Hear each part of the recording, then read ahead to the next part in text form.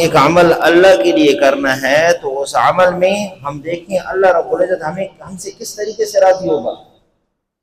اللہ کو راضی کرنا ہے نا, اللہ کو راضی کرنا ہے. جیسے دیکھیں ایک بندہ کہتا ہے نا جی مجھے اللہ کے ساتھ تو بڑی محبت ہے, مجھے اللہ کے ساتھ بڑی محبت ہے, صبح کی نماز میں 2 رکعت فرض ہے, میں تو بھائی مجھے تو اللہ کے ساتھ بڑی محبت ہے, میں تو 4 رکعت فرض پڑھوں گا. اس کی نماز قبول ہوگی؟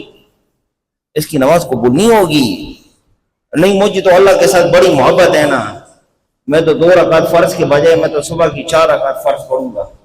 اس کی نماز قبول نہیں ہوگی. ٹھیک ہے نا. جس طریقے سے حکم ہوا ہے اسی طریقے سے ادا کرنا ہے, جس طریقے سے حکم ہوئے. اور بہت سے یہ آج کل سوشل میڈیا ہے, سوشل میڈیا کے اندر مختلف قسم کے مسائل سامنے آتے. جیسے بعض نے کہا کہ فلاں چیز پر قربانی ہوتی, فلاں جانور پر قربانی نہیں ہوتی.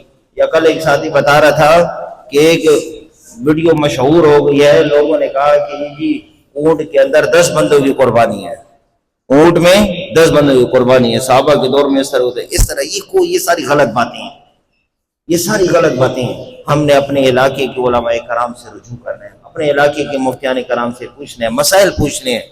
ایک بندہ اتنا پیسہ خرچ کرتا ہے اور پھر اس کی قربانی بھی صحیح نہ ہو, ٹھیک ہے نا, اتنی محنت بھی کریں اور پھر اللہ رب العزت راضی بھی نہ ہو تو پھر تو فائدہ نہیں ہے نا.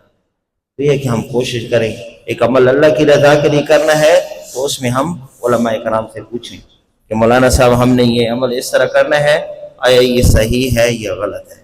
نیت کرتے ہیں نا, کیونکہ ابھی تو پورا 1 ہفتہ ہے, ٹھیک ہے نا. تو پورے ہفتے میں مختلف مسائل انسان کے سامنے آتے ہیں, مختلف مسائل, ٹھیک ہے نا. اب اس دن ایک ساتھی نے پوچھا کہ ایک بکرا ہے اس کا سینگ ٹوٹا ہوا ہے, ایک سینگ ٹوٹا ہوا ہے, ٹھیک ہے نا, اس پر قربانی ہوتی ہے یا نہیں ہوتی؟ اب اگر اس کا سینگ پیدائشی ٹوٹا ہوا ہے, ٹھیک ہے نا, یا بعد میں ٹوٹا ہے, بعد میں ٹوٹا ہے لیکن زخم نہیں بنا, بعد میں ٹوٹا ہے لیکن زخم نہیں بنا, یا پیدائشی ٹوٹا ہوا ہے تو اس کی قربانی ہوتی ہے. اور اگر سینگ ٹوٹا ہے لیکن اس کا زخم وہ دماغ تک پہنچ گیا ہے, اس کی قربانی نہیں ہوتی.